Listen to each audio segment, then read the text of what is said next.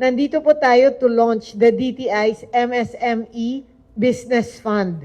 We set aside 4 billion pesos po para sa mga MSMEs. No? This fund can actually be, we can actually now avail of this fund, right? They need to just apply online sa SB Corp at dti.gov.ph. Napaka-importante po ang capital sa isang negosyo, especially during times such as this. Ang loan po na ito ay no collateral po up to 5 million pesos and 1 year po no payment of principal and interest. So this 1 year po is enough time for the businesses to actually move forward. So maganda po itong loan na ito. So I encourage all the MSMEs out there to take advantage of this opportunity that the DTI through SB Corporation and the Philippine government can give to you. Dahil po sa ongoing Middle East crisis, ang pondong ito ay binuo upang masiguro ang tuloy-tuloy na operations, makabili rin tayo ng raw materials, buy equipment at higit sa lahat, makapag-expand din po na negosyo or to prepare for the expansion of any business. To the MSMEs, the government is here to support you. Under the leadership of President Ferdinand R. Marcos Jr., we are taking a whole government approach to make sure that we get things done.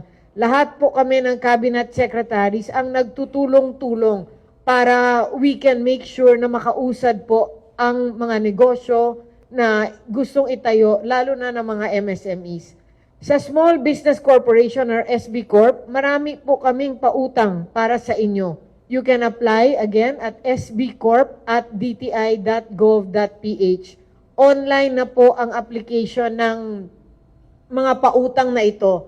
But if you want to know more about these loans, you can also go to the different regional offices. We have 18 regional offices all over the country in 18 regions po. And we have 1,344 negosyo centers nationwide.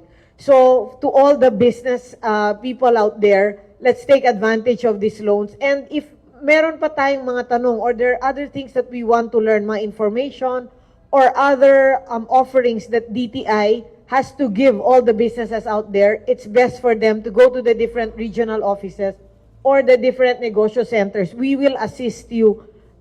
Yun talaga ang trabaho ng mga tao dun sa regional offices and sa negosyo centers ay mag-assist sa inyo. So dun yung makikita yung mga programa or yung mga loans na maibibigay ng DTI para sa inyo. So again, to our MSMEs, this program is for you. Please take advantage of this opportunity. Madali lang po ang mag-apply. Again, pwede kayo mag-apply online or in the regional offices and in the negosyo centers nationwide.